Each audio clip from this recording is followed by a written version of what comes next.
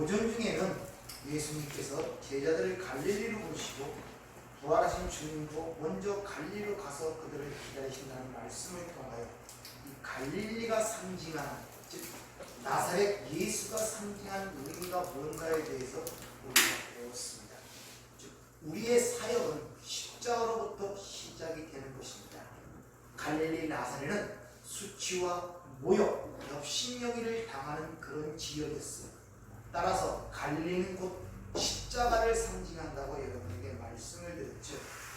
그렇게 그런대로 그들을 부르시는 주님의 모습을 통하여 우리를 이 땅에 보내시는데 그것이 어디로부터 시작되는가를 보여주기 위한 것이고, 그러기 위해서는 숨을 내쉬는 그런 모습을 통하여 새롭게 만들어져 나가는 것을 우리에게 가르쳐 주십니다. 즉 너희가 전도해야 할 복음이라는 것은 사람을 살리는 생명의 전도의 복음인데, 그것은 너희의 힘과 재주와 노력으로 되는 것이 아니라 너희가 비워질 때 그 안에 내가 채워짐으로 말미암아 이루어진다는 것을 가르쳐주고 있다는 것입니다. 그리고 떡과 또 물고기를 준비하여 그를 부르시는 주님의 모습을 통하여 이렇게 두 번이나 나타나 그들에게 보이시고 일러주셨지만 깨닫지 못하고 다 제각기 흩어져버린 그 하나님의 백성들을 하나도 잃어버리지 아니하고 찾아서 살리시기 위하여 끝까지 사랑하심에 의하여 그들을 먹이실 떡과 물고기를 준비해, 다시 말하면 자신의 십자가의 사건, 자신의 살과 피를 준비하여 그들을 찾아가 그들을 불러서 먹이심으로 살려내시는 그런 구원의 모습이 기록되어 있음을 오전 중에 우리가 배웠습니다. 이렇게 예수님의 죽으심으로 인하여 그 제자들이 흩어질 것은 이미 구약에 예언이 되어 있습니다. 스가랴서 13장 7절을 보면 이렇게 예언이 되어 있습니다. 만군의 여호와가 말하노라. 칼아 꿰어서 내 목자, 내 짝된 자를 치라. 목자를 치면 양이 흩어지려니와 작은 자들 위에는 내가 내 손을 들이우리라. 이렇게 얘기합니다. 즉 인간이 하나님이 보내신 목자, 그 아들을 칠 것이라는 것입니다. 그리고 그 아들을 칠 때 그 아들을 따르던 양들은 다 흩어질 것이라고 이미 예언을 하고 있죠. 이 이야기를 예수님께서 마가복음 14장 27절에 인용하여 이 말씀을 하신 것을 우리가 볼 수 있습니다. 즉 평소에 목자를 따르다가 목자가 죽게 되면 그 목자로 인하여 자신에게 위해와 가해가 세웠거든 양들은 다 흩어진다는 것입니다. 너나 할 것이 다 도망쳐버린다는 거예요. 오늘 이 제자들의 모습이 꼭 이 꼴 아닙니까? 부활한 주님을 보았고 손에 못잡을까 옆구리에 장구를 보여줬음에도 불구하고 그것이 내게 그렇게 유익이 되지 않자 다 흩어져 버리는 것을 우리에게 보여주고 있습니다. 이렇게 우리의 구원이라는 것은 바로 자기 자신을 위하여 도망친 양들에게 하나님이 찾아가서 그들을 건져내시는 것이 바로 구원이다 라고 지금 우리에게 보여주고 있는 것입니다. 바로 오늘 본문 말씀이 그 상황을 보여주고 있는 거예요. 부활하신 주님을 믿지 못하고 다 흩어진 제자들을 주님이 살과 피, 떡과 물고기를 준비해 생명의 떡을 준비하여 자신을 준비하여 그들을 찾아가서 그들을 불러내서 그들에게 먹이시고 그들을 살려내는 모습이 오늘 본문 말씀 속에 그려 있다는 것입니다. 그래서 스가랴 14장 7절에 보면 바로 그렇게 흩어지는데 그들을 찾아가서 내가 내 손을 들이우리라. 작은 자들에게 이 들이운다는 건 슈브라는 단어가 쓰이는데 이것이 회복하다, 돌아오다 라는 그런 뜻입니다. 우리는 이 기독교의 복음을 잘 이해를 하셔야 됩니다. 구원이라는 것은 그 예수를 십자가에 못 박은 그들을 구원해내는 것이 구원이지 예수를 위해 목숨을 버린 자들을 구원해내는 것이 아님을 여러분들이 아셔야 됩니다. 즉 내가 예수를 십자가에 못 박은 죄인이라는 사실을 알지 못하고는 절대 구원을 받지 못하는 것입니다. 즉 내가 예수를 죽인 자임을 인정하는 자들에게만 그 구원의 은혜가 베풀어진다는 이 역설적인 것을 여러분이 잘 이해를 하셔야 돼요. 잘 생각해 보세요. 목자가 양을 인도하고 있습니다. 그럼 양들은 그 목자를 따라가요. 그러면 어떤 사건에 의하여 목자가 죽으면 그를 따르는 양들은 목자를 위해 같이 죽는 것이 아니란 말입니다. 흩어지게 돼 있어요. 이게 양이란 말입니다, 여러분들.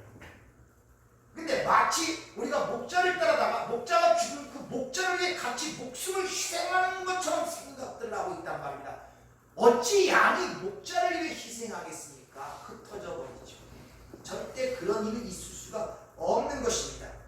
즉 자기를 인도하던 목자를 위해 절대 양은 죽지 않고 오히려 흩어지고 도망간다는 것을 오늘 우리에게 보여주고 있는 거예요.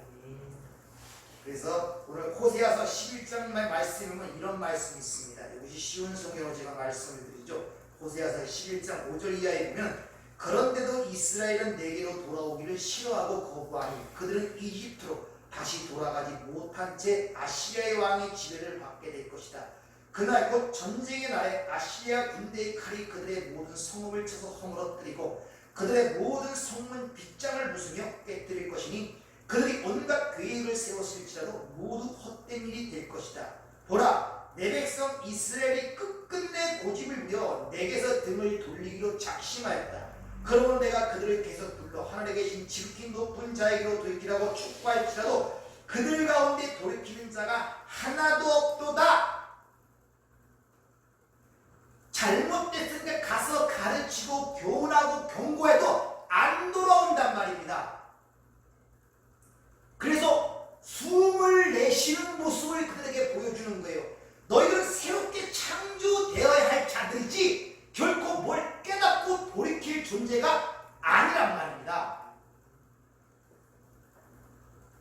이런 부분에서 우리가 신앙의 잘못된 부분으로 나갈 것들이 얼마나 많은지, 우리는 하나님의 말씀을 듣고 내 행실을 고치고 어떻게 해서 바른 데로 가고자 하고 나를 성숙시켜 성인으로 만들고자 하는 그런 신앙적 관을 많은 사람들이 갖고 있어요. 절대 인간은 가르침이나 교훈을 통하여 반성하고 돌아올 존재가 아니라고 성경은 이야기를 하고 있기 때문에 너희 옛사람이 예수와 함께 십자가 죽고 장사되었다고 그렇게 강조를 하는 거예요.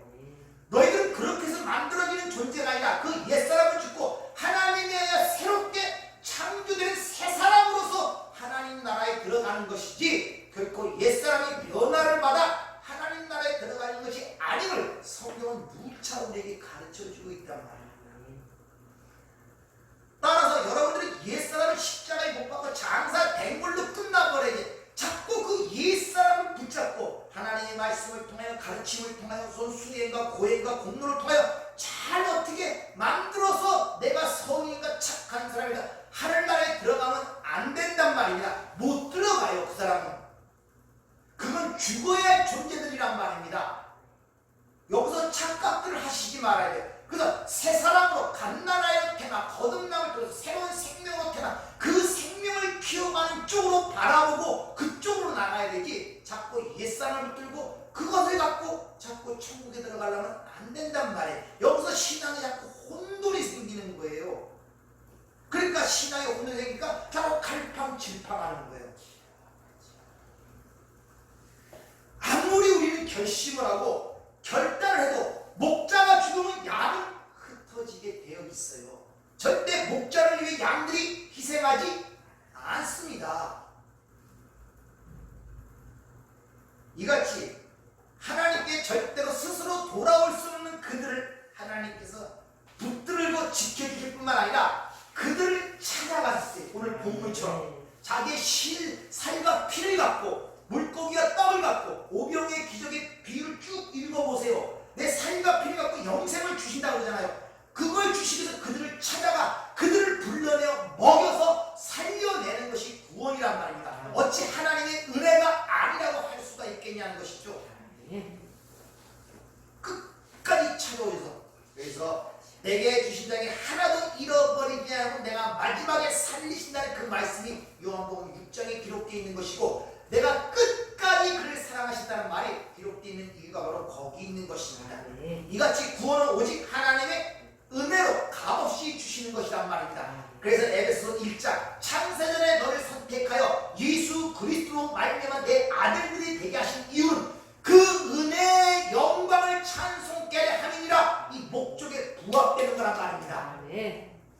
이것을 우리가 이 여정 속에서, 이 인생 속에서 깨달아가는 것입니다. 따라서 하나님의 백성들은 절대 예수 앞에서 인간의 의지와 결단을 내세울 수가 없단 말입니다. 베드로처럼 내가 죽을지 죽을지언정 주를 떠나지 않겠다는 이런 자신의 의지와 결단은 그 앞에 내세울 수가 없는 거예요.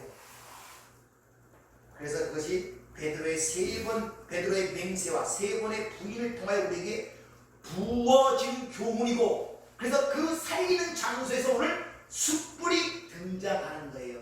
니들은 내가 와서 먹여서 살려내야 할 자들이지 니들 스스로 뭐 할 수가 없는 연약한 존재를 상기시키기 위하여 베드로가 세 번 부인할 때 그 장소에 있던 숯불이 거기서 등장하는 이유가 바로 거기 있단 말입니다.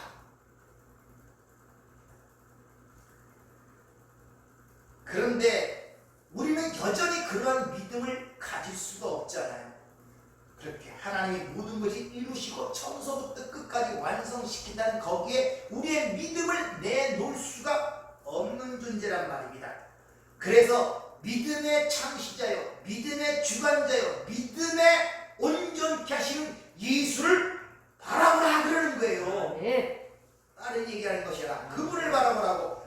그분의 믿음이 우리 안에 들어와서 믿음의 왕이시고 믿음의 주관자이신 그분이 우리를 삶을 끌고 가시는 거란 말입니다. 그래서 성도는 오직 예수님만 높이고 예수님만 찬송하고 예수님만 바라볼 뿐이라는 것을 여러분이 아셔야 됩니다. 계시록 5장에 보면 24장로가 있는데 그 하나님 보좌 우편에 24보좌가 있어요. 하나님 보좌 우편에 보좌에 앉을 수 있는 존재는 하나님의 백성밖에 없습니다. 거기서 24장로가 대표로 나와요. 근데 그 24장로의 머리에 금관이 쓰여있어요. 열무가 금관이 쓰여있는데 그 보좌 앞에 금관을 벗어서 그 보좌 앞에 내어놓습니다. 왜? 우리가 이렇게 된 것은 오직 하나님의 영광이고 하나님의 은혜로 된 것이기 때문에 그것을 감당할 능력이 안 되는 자신들의 겸양함과 겸손함을 보이기 위해서 오직 하나님의 은혜로 되었다는 것입니다. 그래서 자신의 주어진 그 영광을 금관을 벗어 보좌 앞에 내놓는 모습으로 성경은 우리에게 기록해 보여주고 있는 것입니다.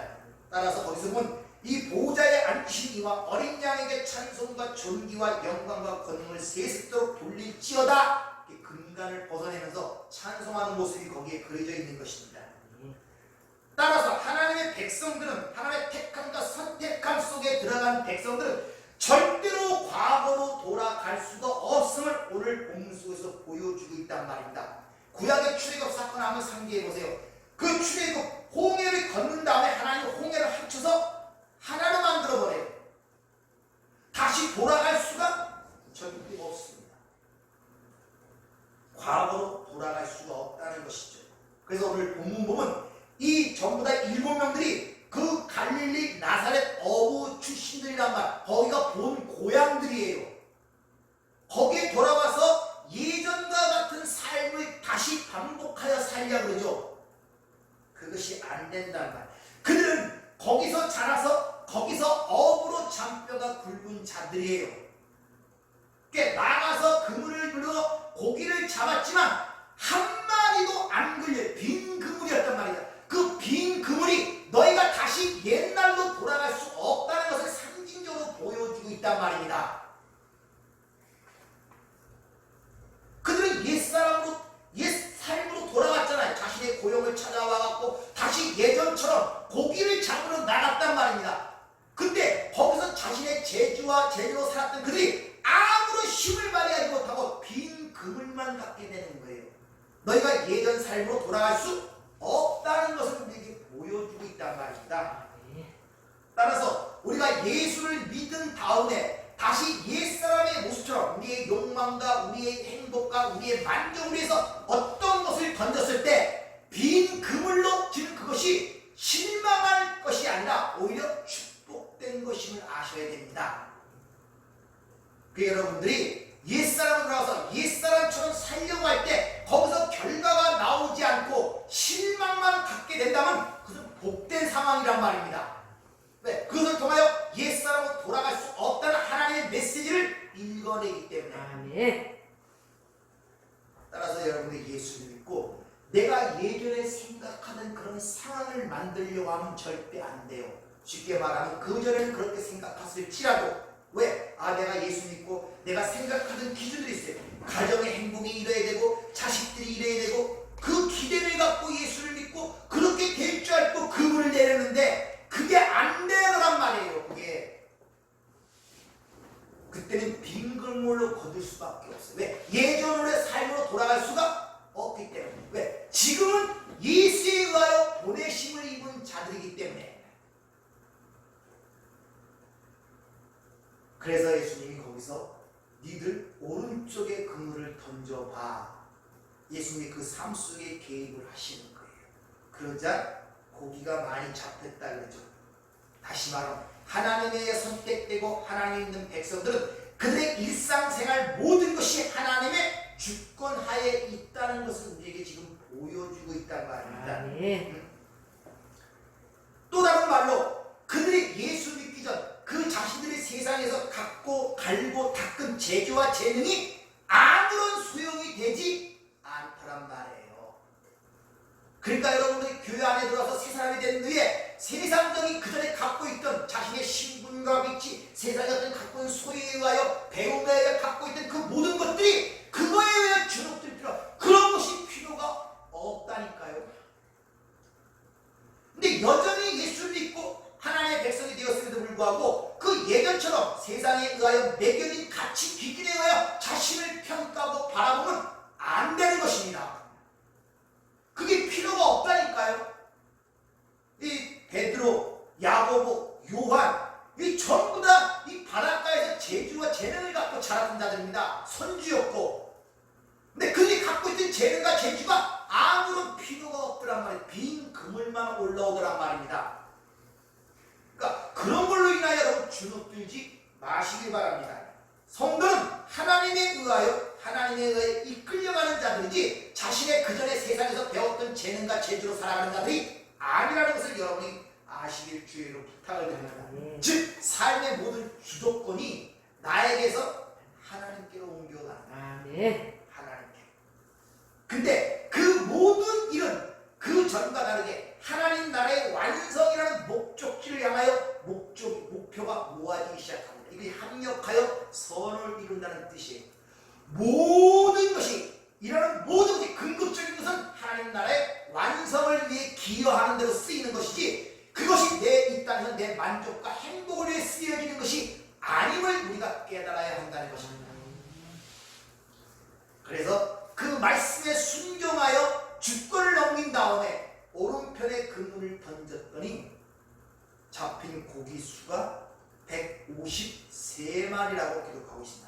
성경 어떤 숫자를 분명히 기록할 때 거기에 상징적 의미가 부여되어 있음을 여러분이 잘 기억을 하셔야 됩니다. 어떤 분들은 이 153이라는 이 단어가 하나님의 말씀에 순종하는 자들에게 주어지는 축복이라고 그렇게 생각들을 말해서 153 붕어빵. 옛날에 동사무소 옮겨가기 전에 그 앞에서 붕어빵 장사하는 그분이 예수 믿는 분인데 153 붕어빵이었는데 굉장히 맛있더라고요. 그래서 153이라는 그런 단어를 사용하여 상점 카페를 여는 사람도 있고 많이 살았습니다. 실제 153 볼펜 아시죠? 이 153이라는 볼펜으로 해서 떼부자가 된 회사가 있어요. 그러니까 그것이 또 간증거리가 돼갖고 153 하나님의 말씀에 축복하는 153의 축복을 받는다 이런 얘기들이 많이 떠돌고 있죠. 그 153이라는 숫자 때문에 축복을 받은 것이 아니라 그 사람이 경영을 잘해서 축복을 받은 거예요. 주술적으로 생각하지 마시기 바랍니다. 그러니까 왜 하필 물고기 숫자가 153인가 이거에 대한 여러 가지 견해들이 상당히 많습니다. 그 중에서 에스겔서 47장에 나오는 그것이 요 153에 대한 해석이 가장 많이 부합하는 해석입니다. 한번 들어보세요.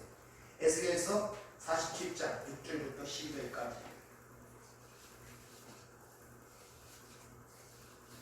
그가 내게 이르시되 인자야 네가 이것을 보았느냐 하시고 나를 인도하여 강 따로 돌아가게 하시기로 내가 돌아가니 강 좌우편에 나무가 심이 많더라. 그가 내게 이르시되 이 물이 동쪽으로 향하여 흘러 아라바로 내려가서 바다에 이르리니 이 흘러내리는 물로 그 바다의 물이 되살아나리라. 이 강물이 이르는 곳마다 번성하는 모든 생물이 살고 또 고기가 심이 많으리니 이 물이 흘러들어가므로 바닷물이 되살아나겠고 이 강이 이르는 각처의 모든 것이 살 것이며 또 이 강가에 어부가 살 것이니 엔게디에서부터 에네글라인까지 그물 치는 곳이 될 것이라. 그 고기가 각기 종류를 따라 큰 바다의 고기같이 심이 많으려니와 그 진펄과 개펄은 되살아나지 못하고 소금 땅이 될 것이며 강 좌우가에는 각종 먹을 과실나무가 자라서 그 잎이 시들지 아니하며 열매가 끊이지 아니하고 달마다 새 열매를 맺으리니 그 물이 성소를 통하여 나오리라. 그 열매는 먹을만하고 그 잎사귀는 약재료가 되리라. 자, 요한계시록 마지막 21장에도 이 보좌로부터 강물이 물이 흘러나오는데 그 물이 가는 것보다 바다가 수생하고 생물이 살아나고 사람들이 살아나는 그런 모습을 그려줍니다. 이것이 에스겔 선지자의 환상을 통해서 미리 본 내용이 오늘 본문 내용인데, 거기서 보면 에스겔 그 생수의 강가에서 어부가 그물을 치고 있는데 그 그물 치는 그것을 이렇게 얘기합니다. 엔게디에서 에네글라인까지 그물을 칩니다. 여기서 엔게디라는 이 단어가 그 당시에 히브리 민족들은 아라비아 숫자가 없었기 때문에 히브리 단어 자음에다가 숫자를 붙여 숫자 대신 사용했어요. 여기서 엔게디라는 이 게디라는 단어가 17이라는 단어고 거기서부터 에글라인까지, 에글라인의 그 숫자가 153입니다.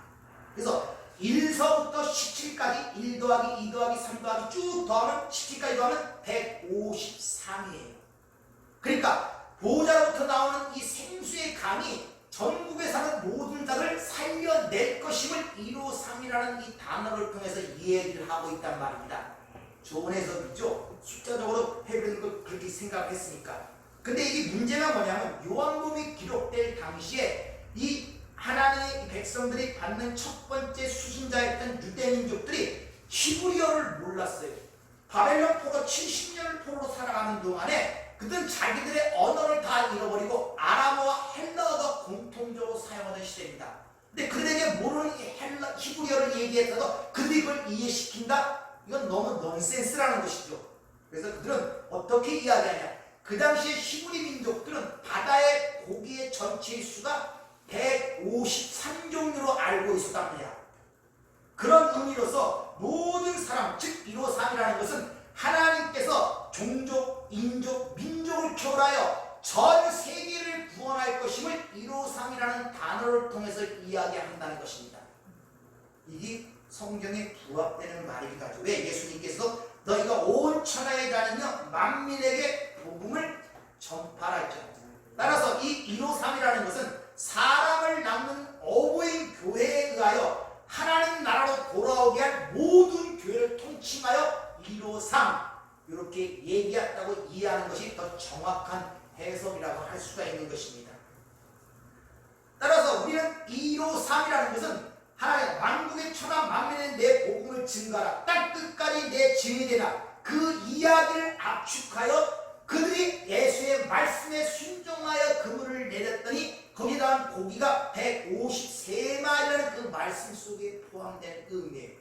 너희가 예수의 내 증인이 되어 땅 끝까지 복음을 증가할 것이고 천하 만민이 너로 말미암아 내게로 돌아올 것이라는 그 약속이 153이라는 것 속에 포함된 의미라는 것입니다. 오늘 본문말씀 6절과 12절을 보면 그물을 들다, 또 11절에 그물을 끌어올리다 쓰인 단어가 있는데 이게 헬키오라는 단어입니다. 근데 그 단어가 요한복음 12장 32절에 보면 주님이 이런 말씀을 하시죠. 내가 땅에서 들리면 모든 사람을 내게로 이끌겠노라. 즉 십자가로 말미암아 구원받는 백성들을 이끌겠노라. 그 헬키오라는 단어를 바로 그물을 든다는 그 단어가 똑같이 사용함으로 말미암아 사람을 낳는 어부로 부른 그 제자들에 의하여 하나님의 백성들이 돌아올 것임을 또한 우리에게 상징적으로 보여주고 있는 거예요. 따라서 저와 여러분들은 세상에서 하나님의 백성을 낳는 어부로 보내심을 받았단 말이에요. 근데 거기서 니들의 재주와 능력으로 쓰임받는 것이 아니라 니들이 비워질 때 갈릴리로부터 이끌어가는 거예요. 갈릴리 나사로 너희가 비워질 때 그 안에 예수가 채워지고 성령이 채워질 때 그로 인하여 새로운 영원히 살아나는 새 창조의 역사가 일어날 것임을 앞서서 우리에게 보여주시는 거란 말입니다.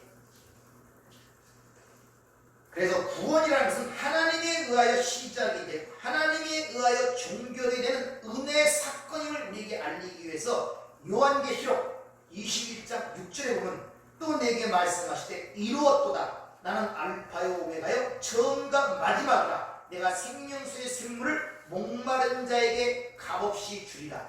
그러니까 구원이라는 것은 시작도 은혜요 마지막도 은혜로 완결되는 게 하나님의 구원의 역사임을 우리가 알아야 된단 말입니다. 네. 따라서 우리가 가장 먼저 신경을 쓰고 우선적으로 행해야 되는, 내가 하나님을 위해서 무엇을 하는가에 먼저 관점이나 하나님이 우리를 향하여 행하신 일이 무엇인가에 먼저 초점과 관심을 가져야 된단 말입니다. 네. 그리고 그 가운데 그 하나님의 역사를 바라보고 깨달은 자들이 은혜로 주어진 그 사실을 깨닫고 그 은혜의 영광을 찬송케 하는 것이 바로 구원의 목적인 것입니다. 근데 인간들은 잘못 생각합니다. 내가 하나님께서 무엇을 먼저 해야 될까에 관심을 쏟고 마치 무엇을, 그래서 그 제자들을 향하여 얘들아, 어린애들아, 숯불이 보이냐? 너희는 이렇게 부인할 수밖에 없는 연약한 존재임을 그들에게 폭로를 시키는 게 숯불의 그 나타나는 상징적 의미였단 말입니다. 따라서 우리는 그분 앞에서 먼저 우리의 무능함과 미약함을 인정하고 그분이 시키는 대로 할 순종할 준비, 다시 말하면 나를 비워내는 것이 우선순위란 말이에요. 그것이 쉽지 않잖아요. 그러니까 우리를 때로는 숯불, 얼마나 미약하고 연약한 존재를 폭로시키고, 때로는 갈릴리 사람들로부터 수치와 모욕과 조롱을 당하게 하는 거예요. 왜? 우리가 낮아지게 하기 위해서. 그래서 주님이 제일 먼저 부활하신 후에 제자들을 글로 이끌어 내려가시는 이유가 바로 거기 있는 것입니다. 이렇게 그런 상황을 당할 때마다 내가 조금씩 비로소 비워지는 거예요. 내가 그렇게 했는데도 별스럽지 않는 존재였구나. 그렇게 은혜가 크고 믿음이 있는 것 같은데 그 사소한 일에 내가 낙심하고 절망하는 걸 보니 나는 참 미약하고 하나님의 은혜가 없이는 존재할 수 없구나. 이렇게 약간씩 내가 부인이 되어져 간단 말입니다. 그리고 그 부인되는 그 과정 속에 예수가 대신 채워지는 거야. 그래서 사도 바울이 갈라디아 교회에 이렇게 써보내죠. 잘 아시는 구절, 갈라디아 2장 10절. 내가 예수 그리스도와 함께 십자가에 못 박아 죽었나니 그런즉 이제 산 것이 내가 아니요 내 안에 오직 그리스도가 사신 것이다. 네. 이런 고백이 자꾸 내 삶 속에 자꾸 나오게 돼. 그럴 때 내가 부여되고 예수가 나타나며 바로 그렇게 나타나는 그 자리가 하나님 나라 통치의 개념으로 생각하라고 했죠. 영역이 아니라 하나님의 말씀에 순종하는 그 자리가 하나님 나라란 말입니다. 그러니까 바로 그 자리가 하나님 나라가 이루어지는 자리이기 때문에 하나님의 나라의 평강과 기쁨, 그 자유함이 그 삶을 통해 드러날 수밖에 없는 것입니다. 네. 따라서 하나님의 백성들은 이 말씀이 이해된다면 오직 우리는 그 은혜를 발견하여 그 은혜에 감사할 뿐인 것입니다. 네. 따라서 신앙의 생활이라는 여정을 통하여 항상 여러분이 잊지 말고 기억할 것은 내가 성숙하여 성인이 되는 것이 아니라 나는 쇠하고 그분이 흥하는 것이 신앙생활의 목표이고 목적지임을 여러분이 잊지 마시길 주로 축원합니다. 네. 자꾸 우리는 이 땅에서 뭘 배워서 내가 성하고 내가 좀 나은 사람으로 남들로부터 칭송과 칭찬을 받아 그런 사람으로 성장하여 하나님 나라로 들어가는 걸 생각. 아니에요. 하나님 들어갈 때는 나의 옛사람의 몸까지도 다 버리고 새 사람으로 들어가는 것입니다. 그러니까 여러분들이 이 땅에서 내가 충족하고 신경을 써야 할 것이 어느 쪽인가를 잘 기억을 하시요. 그래서 내 안에 옛사람과 새사람이라는 이 개념을 여러분이 잘 보고 그걸 분별할 줄 알아야지. 언젠가 말씀드린 것처럼 내 안에 나쁜 늑대, 좋은 늑대가 있는데 어느 쪽이 너를 지배하느냐, 어느 쪽에 여러분이 먹이를 주시냐에 따라서 나쁜 늑대가 여러분이 될 수가 있고 좋은 늑대가 여러분이 될 수 있다는 사실을 잘 기억하세요. 그래서 부지런히 하나님의 말씀을 먹고 되새김질하고, 그래서 그게 정한 음식 아닙니까? 정한 진석, 먹을 진석을 들고 되새김질하고 그게 하나하나 내 삶과 피로 녹아지면서 내 삶의 변화가 나타나는 거예요. 그때 그 변화로 나타나는 모든 행위와 선한 것들은 내가 아닌 예수가 드러나는 거예요. 네. 그럴 때 그 영광을 하나님께서 받으시고 바로 그 영광을 통한 우리의 그 삶의 모습 그래서 창세기 1장에 하나님의 형상을 따라 사람을 만드셨다는 의미인 것입니다. 한 주간도 그런 하나님의 형상으로서의 살아가는 삶에 승리가 있기를 주의 이름으로 축원합니다. 아멘. 기도하겠습니다. 은혜롭고 자비로우신 아버지 하나님, 또 6월을 시작하는 가운데 있습니다. 6월 한 달을 통하여 우리에게 앞날 동안 마련하신 그 계획이 뭔지 우리는 모르는 가운데 있사오나 오직 모든 상황 속에서 우리가 범사에 감사하며 순종할 수 있게 함으로 말미암아 6월 한 달을 승리의 삶으로 이끌어갈 수 있도록 저희들을 축복하여 주시옵소서. 예수님 이름으로 기도하옵나이다. 아멘.